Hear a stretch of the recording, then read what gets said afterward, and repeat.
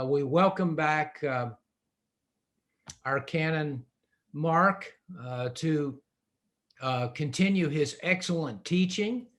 My brother, we're all so pleased with what we heard yesterday, and we can't wait to hear what you have to bring us from the Lord today.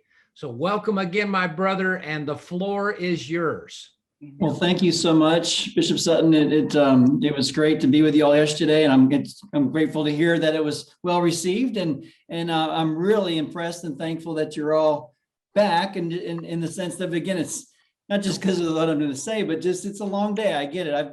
We've all been zoomed out a lot in the last year or so. So I commend you for your perseverance here. But I promise my goal is to gonna give you a lot of good content and to make it as not boring as possible, just to in an afternoon and a long day. I'm just aware. So just to remind you of one other thing before I jump in and forget to say this, because I've been with you all day listening in, and I'm just so honored to be a part of and be included in this council. And I've had a great respect for Bishop Sutton as a member of the board of the AAC, and got to know him, and of course Canon Jason over the years here and there, and some others of you. But I just have an even greater respect for the REC and the work you're doing now. So I'm just so thankful that you're part of the ACNA, and just wanted to say that I'm really honored to be here. So okay, so what are we doing? So I'm going to get into some more content here, and I just want to remind you what I said yesterday, which is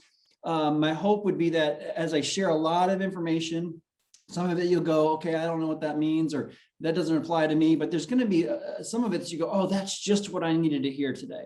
And so I just want you to be listening for, and be ready to write down those 1, 2, 3, 4, 5 just nuggets of what the Holy Spirit would highlight to you to say, okay, that's what I needed to hear, and that's something that I can write down, and with his help and in my church work on these things in the next year or whatever time frame. So just kind of be listening along for those nuggets.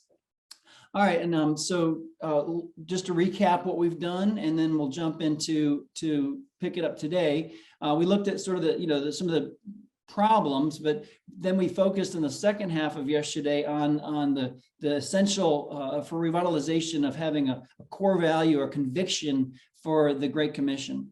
And I won't go into all that now again, but just that if you don't have that commitment to the mission, being a missional church, it's just too hard, and it'll always get put back onto the back burner, so to speak. So you got to have that commitment, and then also you have to have a clear vision. And we talked a lot about having a vision, and specifically to who are the unchurched people that God wants your church to reach at this time in your community at this time.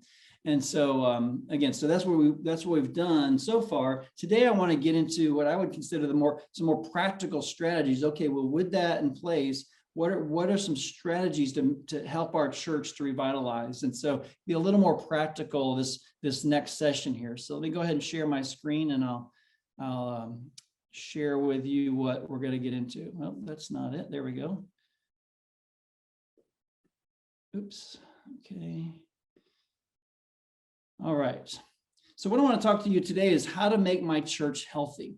And so the strategy that we're going to be thinking about in terms of revitalizing our church with a conviction for mission and evangelism, with a clear vision for who we're trying to reach, we want to focus on having our church become healthy. So let me talk about that a little bit.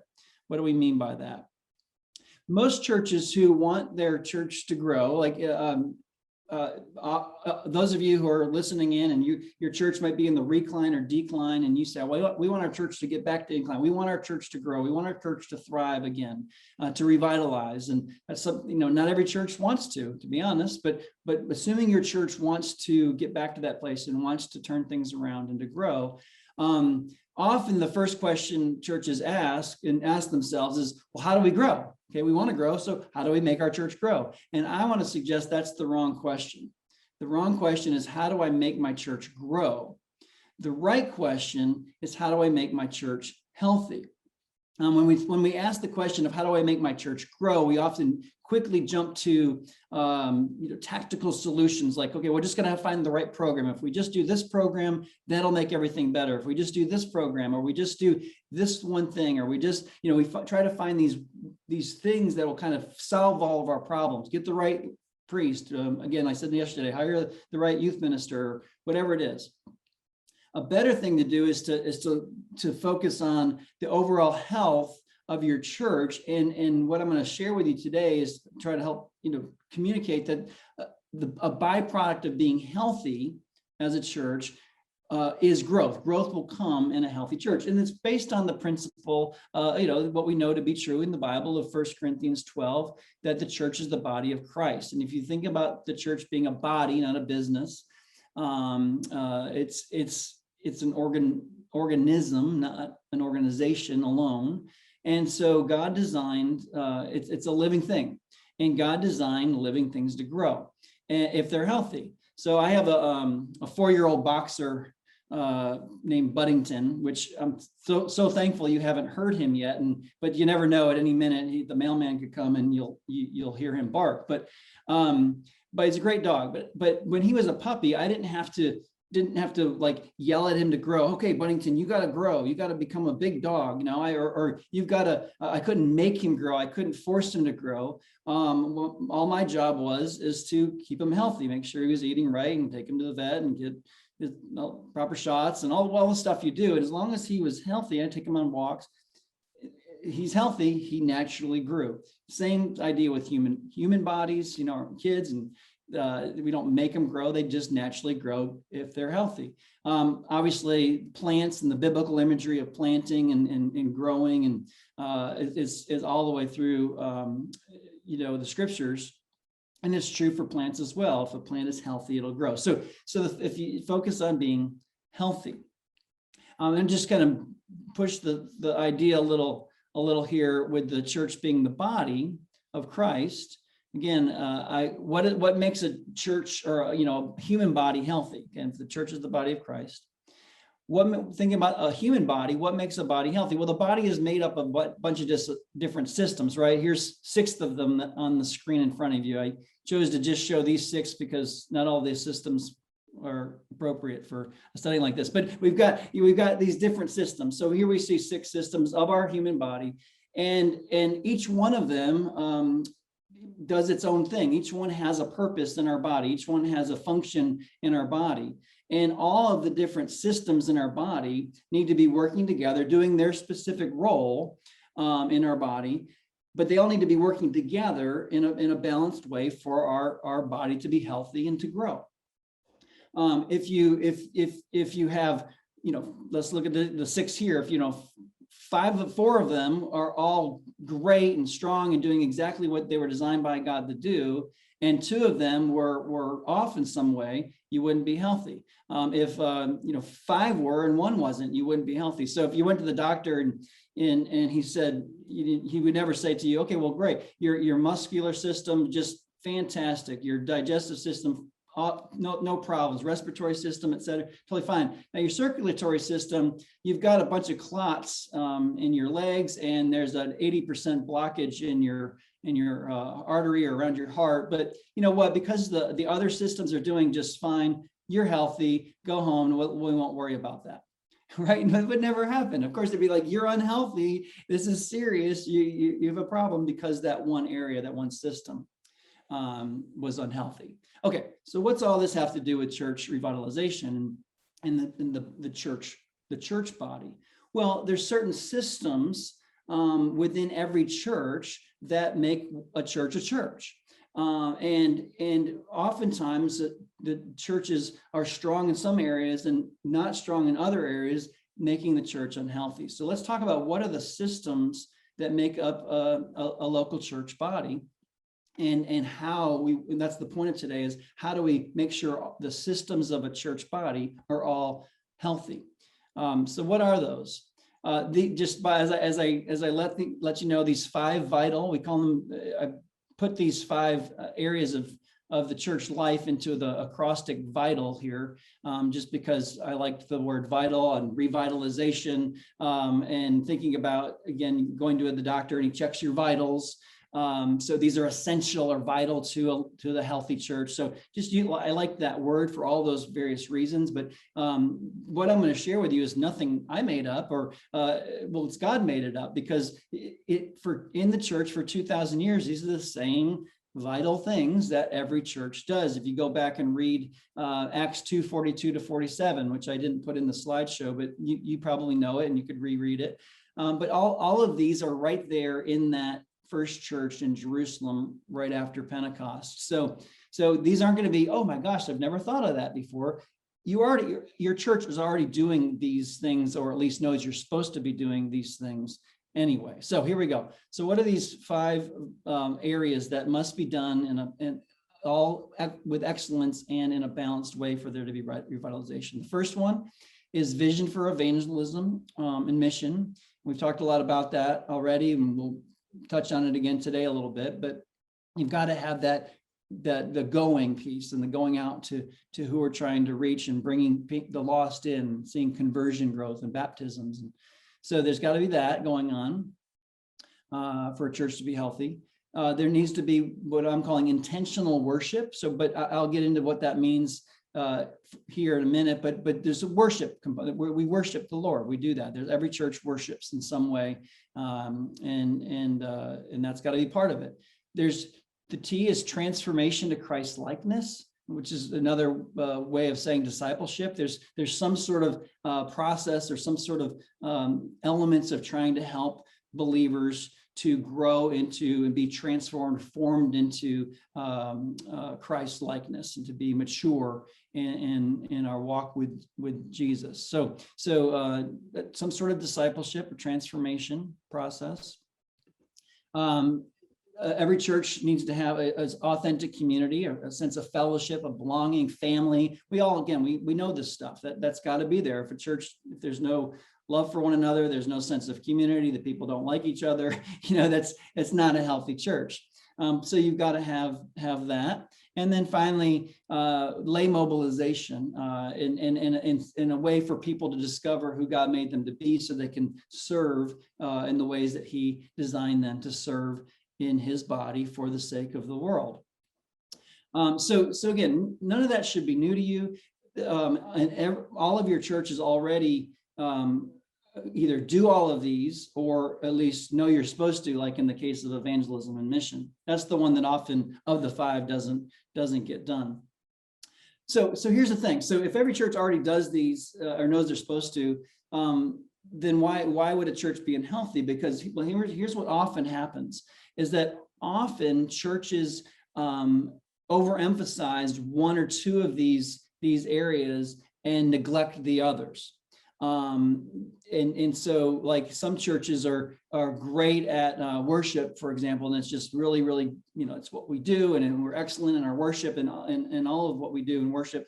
But then don't have any evangelism. Okay, and if you systems, we got one system going great in our body, but this other system isn't. The doctor would say that's not healthy. So you want to have both, or all 5. Some churches are great at discipleship. They're really great at discipling people and getting into the Word and catechism and transforming people. But maybe the worship's no good, or again, there's no people aren't serving or finding out how they're going to serve. You get the idea. So you want to be balanced in all of them and do all of them well. And we've assessed we have a church health assessment that we offer for revitalization that we've done in partnership with Asbury Seminary, and there's a person who works there as an Anglican priest, Winfield Bevins, who developed this assessment. But we've assessed hundreds of Anglican. There's Buddington. I told you that might happen. So not quite on cue, but the mailman must be here.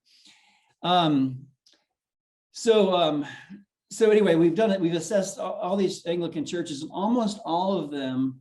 It might be all of them, but I just don't want to say 100% because I might be forgetting one that was different. But almost all of them scored virtually the same in terms of the assessment, which was this: really high, strong in worship, which probably is not surprising. It's as Anglicans, that's what we love. We love our liturgy. We love the style of worship that we have, and so we put a lot of time and energy into that Sunday morning worship experience.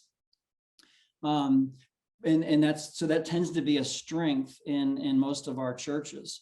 But then a fellowship tends to score a little higher too. A lot of our churches that are various sizes, but they're not huge, and so the people who are there are committed to one another, love each other, been through a lot together, and so there's a sense of community and family there. That's usually pretty strong. But consistently in the churches we've assessed, the weakest areas, you probably won't be surprised, but is the sense of mission, the vision for evangelism mission. That's almost universally the lowest score. And then also the area of discipleship is often low. Not so much that they don't have Bible studies or some Sunday school classes and things like that, but really but not having any real sort of discipleship plan or process in place, which I'll explain more about in a minute. So I hope this is making sense and I'm not losing you here, but the idea is you got to be balanced in all five. Most churches aren't, and so they're unhealthy, and that's a significant reason of why churches are in recline and decline, is because they're unhealthy in some or several areas of the church. So the idea is you want to work on all five and make sure all are excellent. Okay, so what I want to do now is just sort of go through one at a time and sort of just talk a little bit about each, and hopefully give some ideas about how you could work on being more healthy in each one of these areas, and to have a byproduct of that be your church revitalized. All right, so the first one's the vision for evangelism mission, and we talked a lot about that yesterday, so I won't go into too much detail here. But again, that big question was, who specifically is God calling you to go to? Who are the specific unreached people groups around your church and your community that God says, okay, can't reach everybody, but I want you to go to these people, and you're the church that's going to go to them, bring them in, and make them my disciples.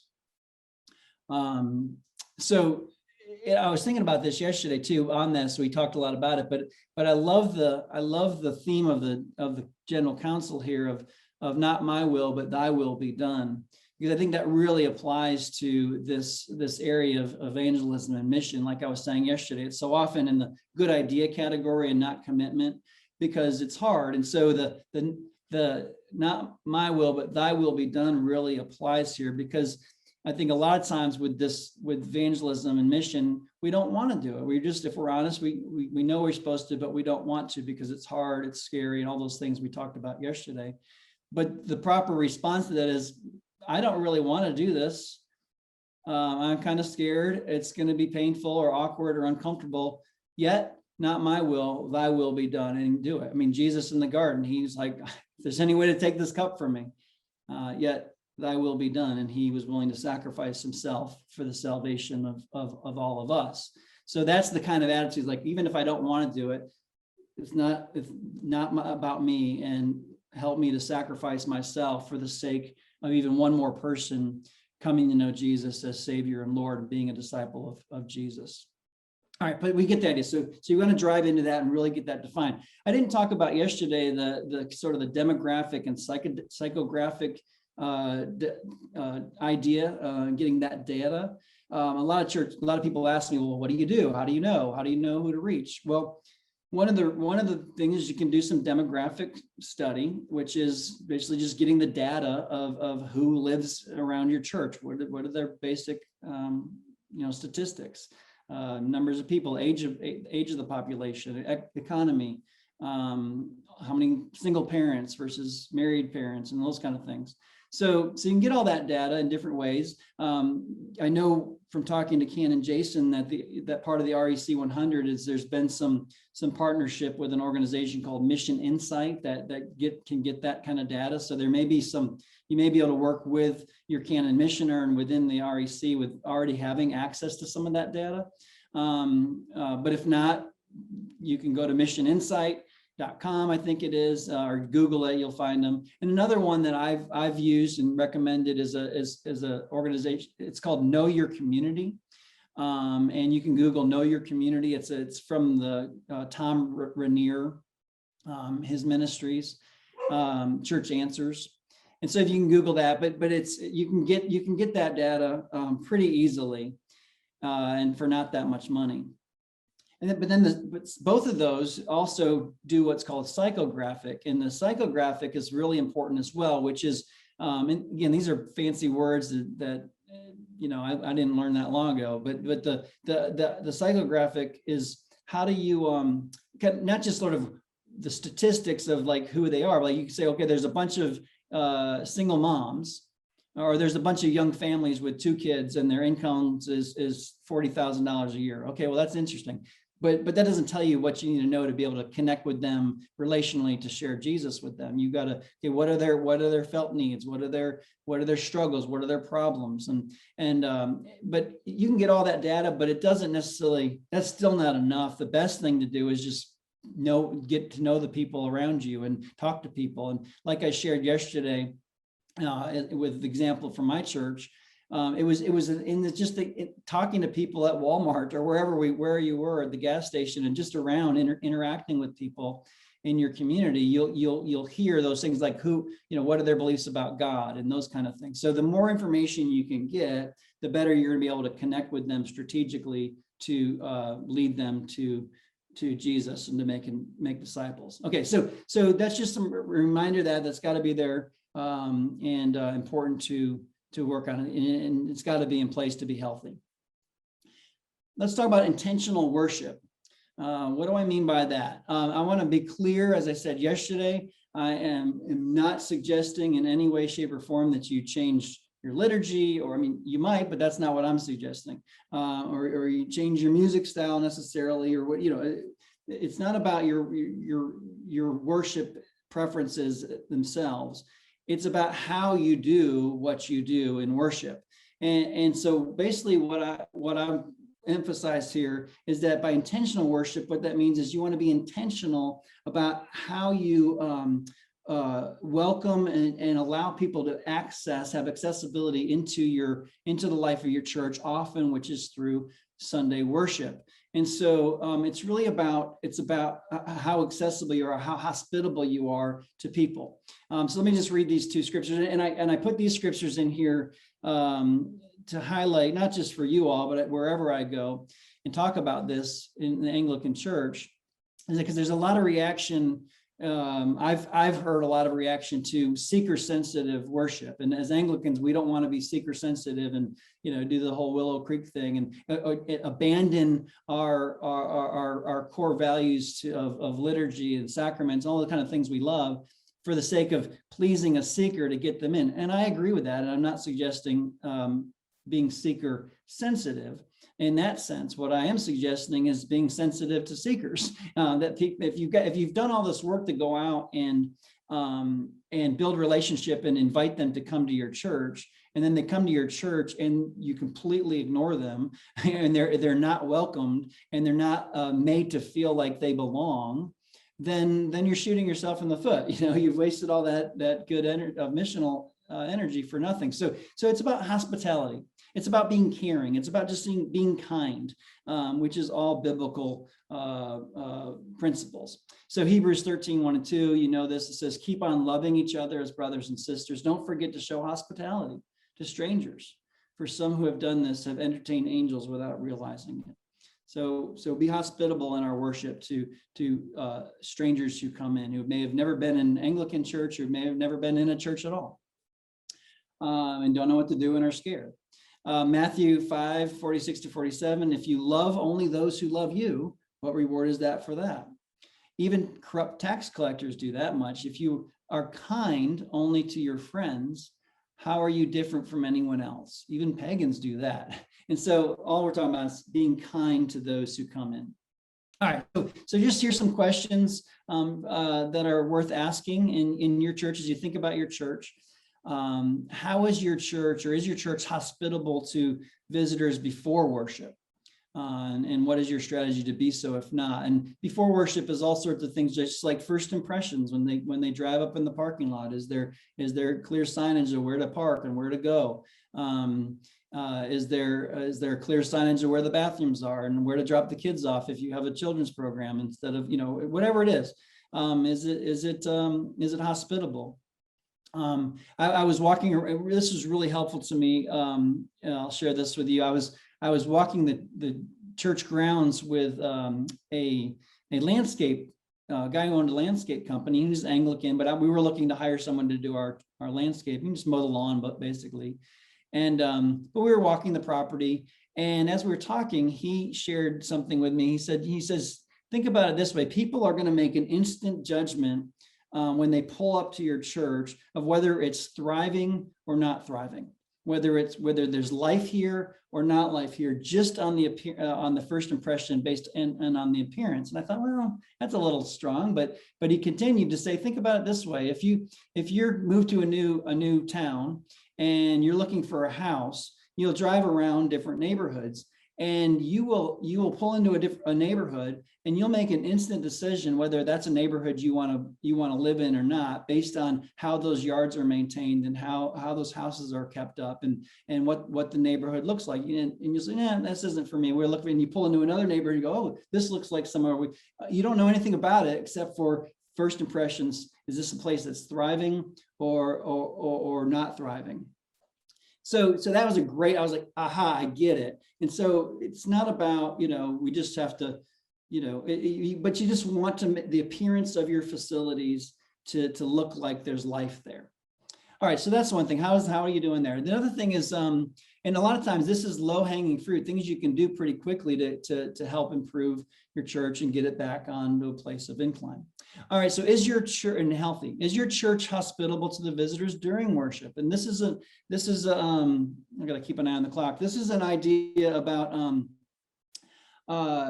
during the worship. So they've come in, they've hopefully been welcomed, and they found a seat, they, whatever that is. And then, but during worship, and this really is often on the responsibility of the priest.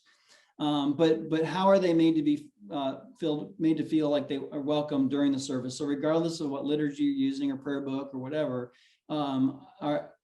just little things like I go to lots of different churches in my travels, and even though I'm Anglican, I've been Anglican a long time, my whole life. I know liturgy pretty well, and even if it's the same exact liturgy as another church, there's different. Every church has a little different quirks and a little different ways of doing things, and so I know the liturgy, but I'll be sitting there, and the next thing you know, something happens, and everyone's doing something, and I'm going, oh wait, what's going on? So all of a sudden, I feel like I'm on the outside of this group. They know something I don't. And so just little things like, okay, we're all going to stand now. Let's all say together this, and things like that. And I don't want to get into the weeds too far, but you get the idea, I'm sure, and can think through that. And if you need help thinking through that, that's what I'm here for. And these vital cohorts that we're going to launch after this will be groups that you can get involved in and talk about these things together. All right. So, and then also, what is your strategy to follow up with visitors? So you've got, do you have a plan to get their contact information during the service, and then a plan to follow up with them to make a connection with them and hopefully get them to come back? So that's probably enough for that for now, but you just think about that. That's a way to be healthy. And if that's not going on, you're probably unhealthy, and that's one of the reasons you're not seeing growth. All right, so the T is transformation to Christ likeness, and what we're talking about here is primarily the idea of having a process, a plan, or a pathway of moving people from a new believer in Jesus to mature missional follower. And so most churches, we know we're supposed to do discipleship, but we don't really have a plan for it. We don't necessarily, how are we going to move someone from here to there in an intentional, incremental, and incarnational way? Intentional means we know how to move them from here to here. It's not like you're going to jump them from a new believer to mature. There's a step-by-step kind of plan to get them from here to there. And then it's incarnational, meaning it's in a relationship with Jesus. It's not just giving them head knowledge. It's helping them deepen their actual relationship with Jesus, so they're becoming like him in every way. I have a great little video I want to show you that kind of helps communicate what I'm talking about in terms of processes for making disciples of Jesus. Let me see if this works. And yeah, here we go. I'm just going to show you a little bit of this video.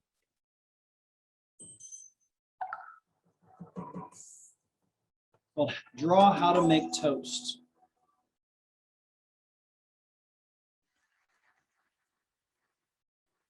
Some years ago, I stumbled across a simple design exercise that helps people understand and solve complex problems. And like many of these design exercises, it kind of seems trivial at first, but under deep inspection, it turns out that it reveals unexpected truths about the way that we collaborate and make sense of things. The exercise has 3 parts and begins with something that we all know how to do, which is how to make toast. It begins with a clean sheet of paper, a felt marker, and without using any words, you begin to draw how to make toast. And most people draw something like this. They draw a loaf of bread, which is sliced, and put into a toaster. The toaster is then deposited for some time. It pops up, and then voila, after 2 minutes, toast and happiness. Now, over the years, I've collected many hundreds of drawings of these toasts, and some of them are very good because they really illustrate the toast making process quite clearly. And then there are some that are, well, not so good. They really suck, actually, because you don't know what they're trying to say. Under close inspection, some reveal some aspects of toast making while hiding others. So there's some that's all about the toast, right? And there's all about the transformation of toast. And there's others that are all about the toaster, okay? And the engineers love to draw the mechanics of this.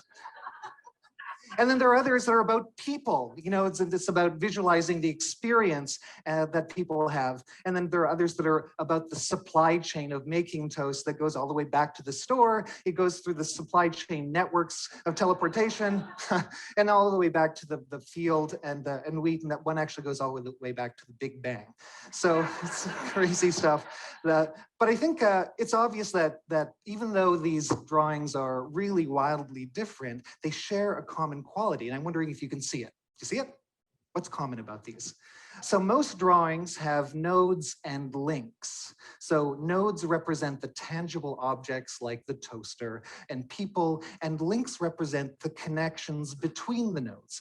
And it's the combination of links and nodes that produces a full systems model. It makes our private mental models visible about how we think something works. So that's the value of these things. And what's interesting about these systems models is how they reveal our various points of view. So for example, Americans make toast with a toaster. That seems obvious, whereas many Europeans make toast with a frying pan, of course. And many students make toast with a fire. I don't really understand this. A lot of MBA students do this. So you can measure the complexity by counting the number of nodes, and the average illustration has between 4 and 8 nodes. Less than that, the drawing seems trivial, but it's quick to understand. And more than 13, the drawing produces a feeling of map shock. It's too complex. So the sweet spot is between 5 and 13. So if you want to communicate something visually, have between 5 and 13 nodes in your diagram. So though we may not be skilled at drawing, the point is that we intuitively know how to break down complex things into simple things and then bring them back together again. So this brings us to our second part. I'm going to stop there, and you can find that on TED Talks if you want to, or YouTube if you want to finish watching it. But that part of it gets the idea across that I'm hoping to communicate, which is in that funny example, we know what toast is. We have a mental picture of what a fully mature piece of toast looks like, right? And how to get it from a piece of bread and to step by step to this thing we call toast. Okay, simple concept, but we're making toast. So if you apply that to discipleship, what I'm recommending or suggesting is that every church needs to have a well-defined, clear picture of what a disciple looks like. What does a disciple in our church look like? I love your language from Bishop Sutton's address. So we need biblically literate Christians. We have a lot of Christians who are not operating out of a biblically literate worldview, and that's a big problem in our culture. So what is a biblically literate, worldview, fully developed worldview, Christian worldview disciple look like? What is and we have a bunch of people, Christians who aren't missional. We've been trained to. So what's a biblically literate, missionally fruitful disciple of Jesus look like? in our church. And so you can have a picture of that. And then if you've got this new believer who doesn't know a thing, then how do you get them from there to this clearly defined disciple that you know what you're trying to make?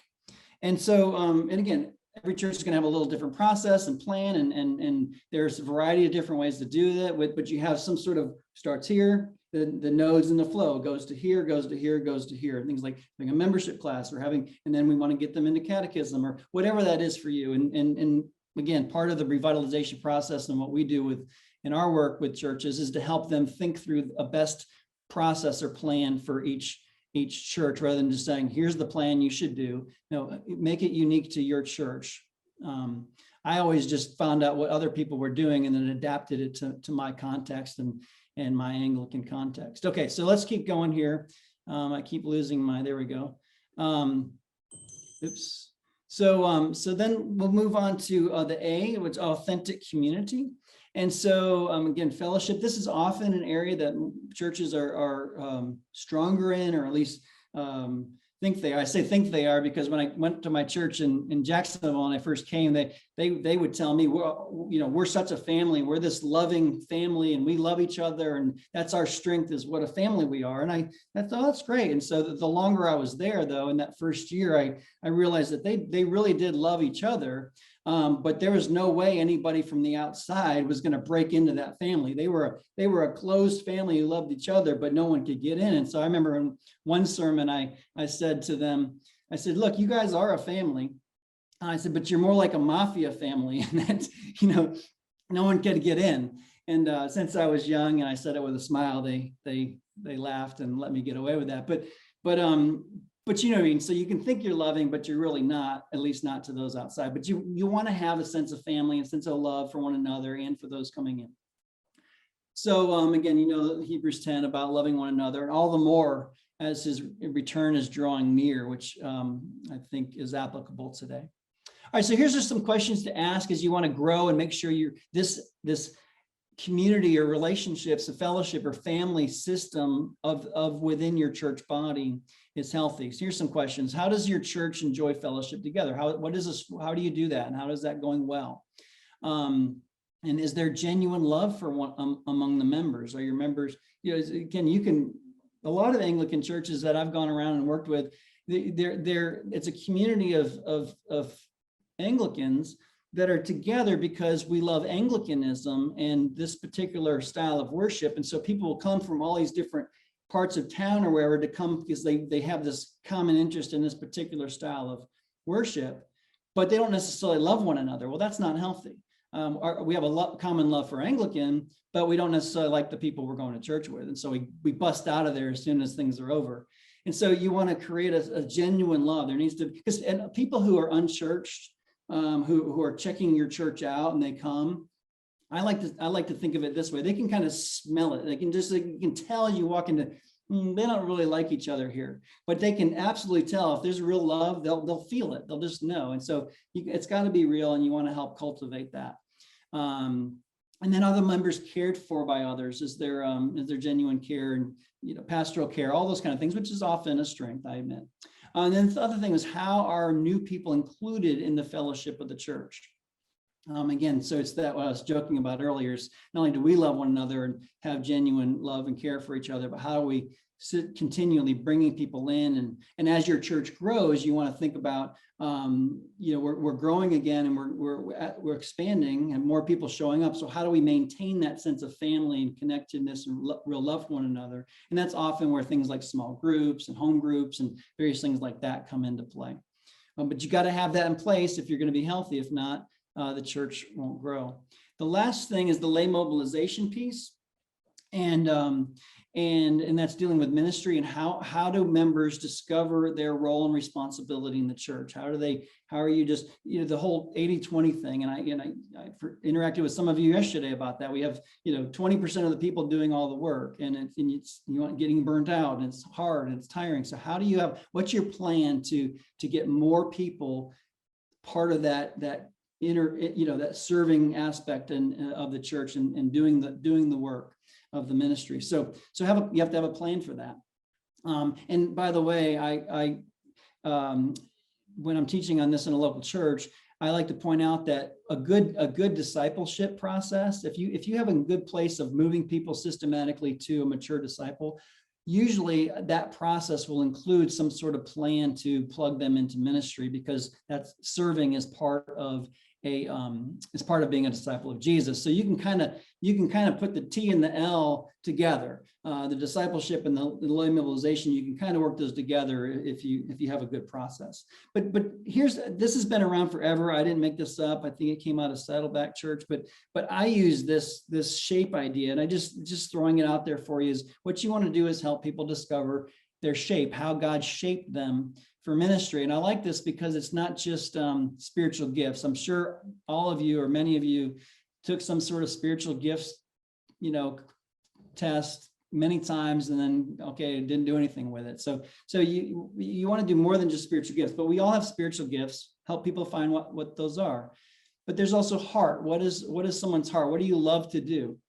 And help people understand what they love to do, because you could have a spiritual gift of teaching, but you can't stand children. Well, so you probably shouldn't have that person be teaching in the children's ministry, have them teaching an adult group of some sort. So, or vice versa.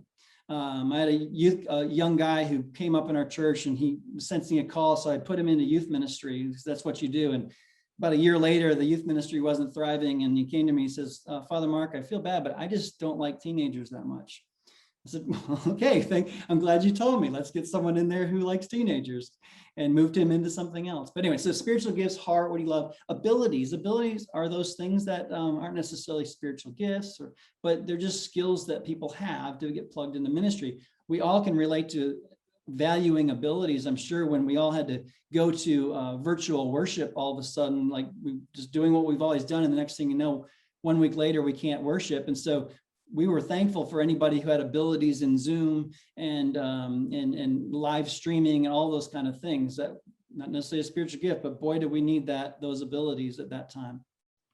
Personality comes into play. What's people's personality? Obviously, a classic example is someone's a real introverted person and is anxious around people. You don't want them to be a greeter or an usher or something, right?